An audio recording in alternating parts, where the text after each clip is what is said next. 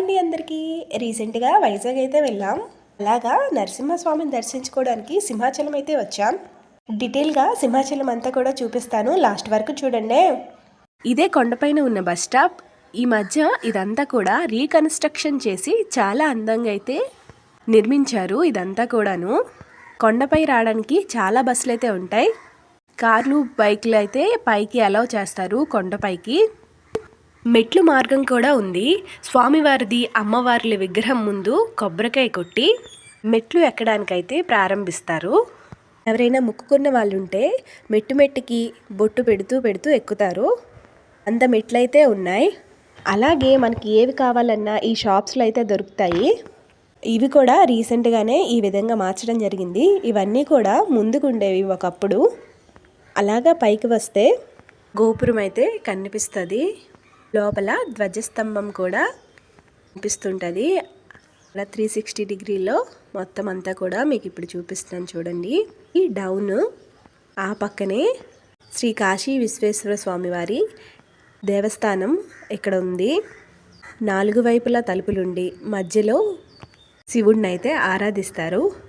ఈ శివాలయం అయితే స్వామివారి గోపురానికి ఎదురుగానే ఉంటుంది. ఈ గుడికి 4 వైపులు కూడా మెట్లు ఉంటాయి. శివలింగానికైతే పూజ చేస్తారు. కొండపైన ఉన్న మరొక దేవాలయం అయితే చూపిస్తాను. దేవస్థానం అయితే శ్రీ త్రిపురాంతకేశ్వరి దేవస్థానం. ఖచ్చితంగా లోపలికి వెళ్ళి దర్శనం అయితే చేసుకోండి, చాలా మంచిదంట. అలాగే ఆ పక్కన గుళ్ళు అవి చేస్తారు. ఈ ప్లేస్లో అంతా కూడా స్వామివారిని ఊరేగిస్తారు. కనిపిస్తుంది కదా ఆ రథం పైన చుట్టూ కూడా ఊరేగింపు చేస్తారు. రోజుకొక అవతారములు అయితే ఊరేగిస్తారు కదా, వాటికి సంబంధించినవన్నీ కూడా ఆ పక్కనైతే ఉంచారు. ఫ్రీ దర్శనం, 100 రూపాయల టికెట్ దర్శనం, అలాగే 300 రూపాయల టికెట్ దర్శనం కూడా ఉంటుంది.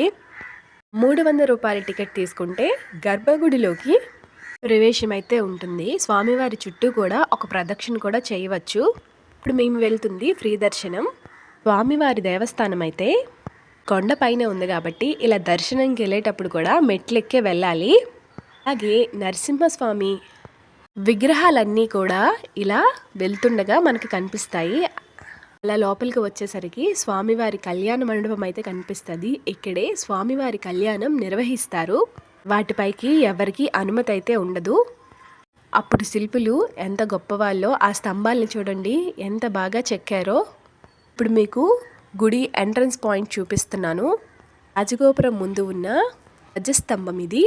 300 రూపాయల టికెట్ వాళ్ళు ఈ ద్వారం వైపు అయితే వెళ్తారు.